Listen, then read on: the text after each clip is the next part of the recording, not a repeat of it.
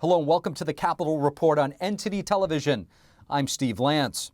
Former President Trump will not have absolute immunity from civil lawsuits in connection to the January 6th Capitol breach. The Department of Justice argued in a court filing.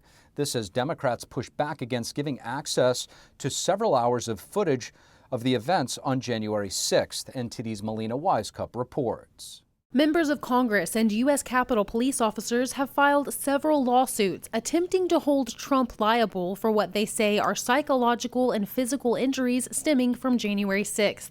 Trump's lawyers argued that the former president is immune, referencing a Supreme Court ruling that says presidents are absolutely immune from civil damages that come via their official acts as president. The DOJ responding opposed, stating that their position is that Trump is not immune in these civil suits.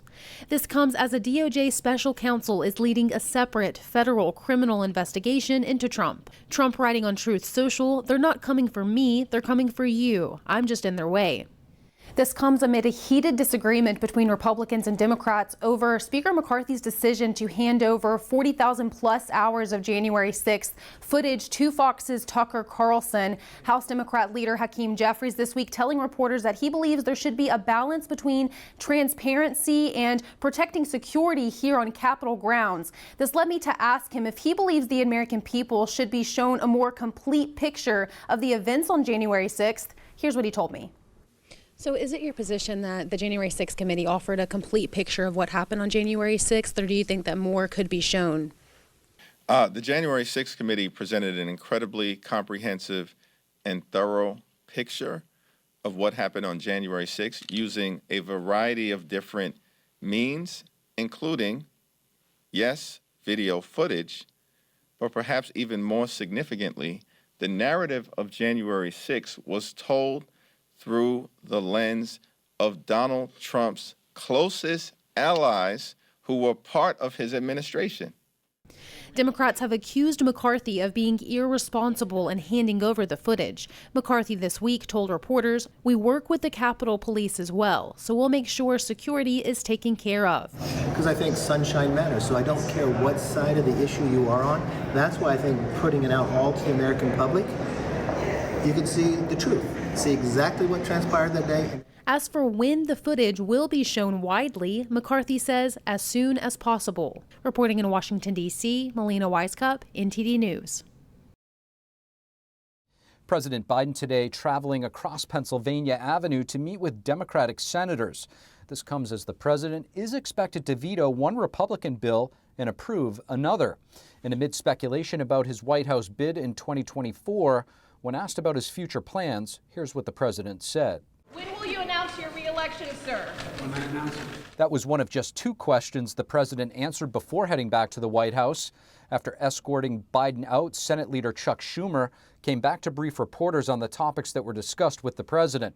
Schumer broke the news that Biden would not veto a Republican-backed bill that overturns D.C.'s crime law changes. He said that he would not veto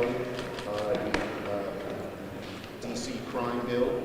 This means that local officials in D.C. will not be allowed to implement a change that would have lowered the threshold for prosecuting crime.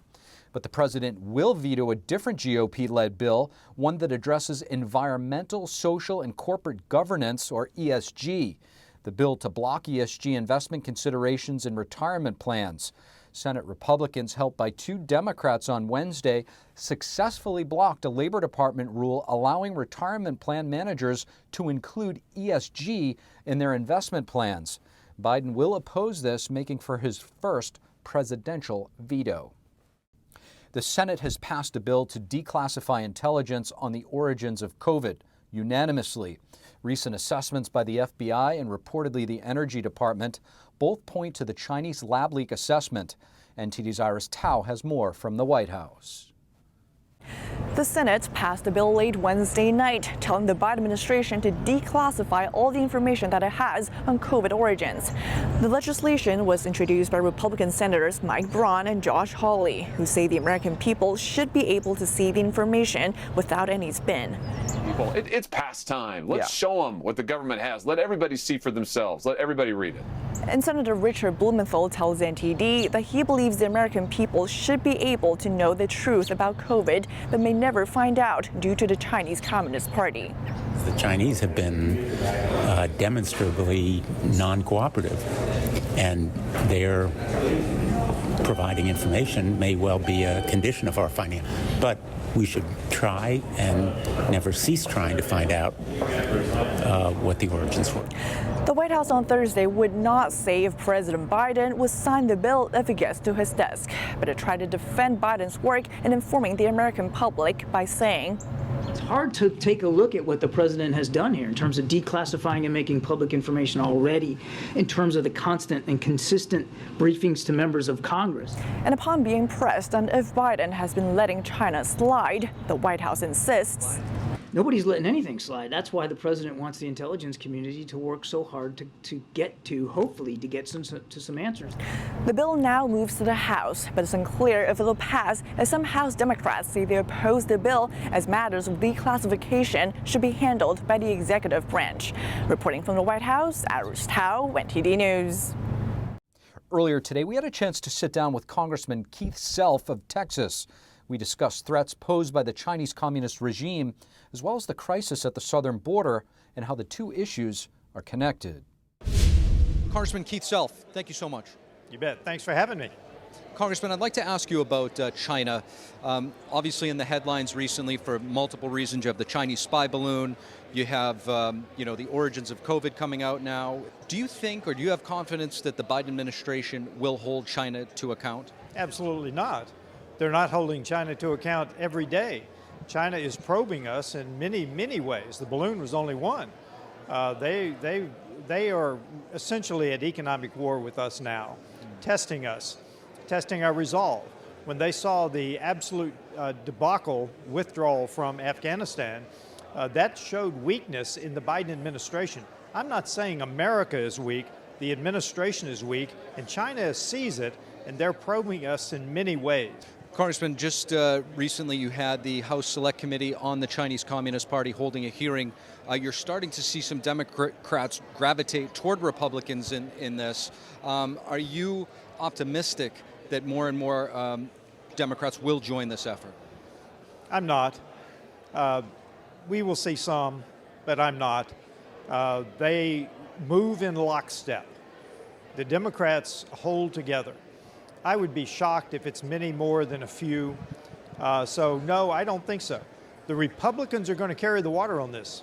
It's our mission. The people elected us to do this. The Republicans will carry the water. Congressman, you represent Texas in Congress. I do. A border state, obviously. There's a discussion of fentanyl, which is pouring through the southern border, killing hundreds of thousands of Americans on a yearly basis. One thing that's not talked about as much is the original source of this fentanyl, which is not Mexico. It's actually China. Do you think that this specific point should be brought to the surface? Absolutely. Even today, when the cartels control the fentanyl distribution, it's still Chinese precursor chemicals. China used to produce it and ship it over. Now they're providing the precursor chemicals to the cartels. Make no mistake about it, the cartels control the border on the Mexico side. But yes, it is Chinese precursor chemicals that are killing more than 100,000 people a year. And think about this, we only lost 55,000 soldiers in Vietnam. We lose double that every year now to fentanyl, to drug overdose in the United States. If you could just kind of shine some light, we like to hear from the people. What are the constituents in your district saying with regard to the border? How is it affecting their lives? The border is the number one or number two issue all the time in my district. I've been to the border twice. The first time was in South Texas at the middle of the night, watching the cartel operation, ferry illegal immigrants across the river. The second was to the El Paso sector, where I talked to the border control agents, the sheriff, landowners. And I will tell you, I came away knowing, not believing, knowing that this is not a broken system. It is a system that does not exist. It is intentional. It is intentionally not enforced. By the stroke of a pen, the very first day he was in office, Joe Biden changed the policy to open the border, and it remains open today.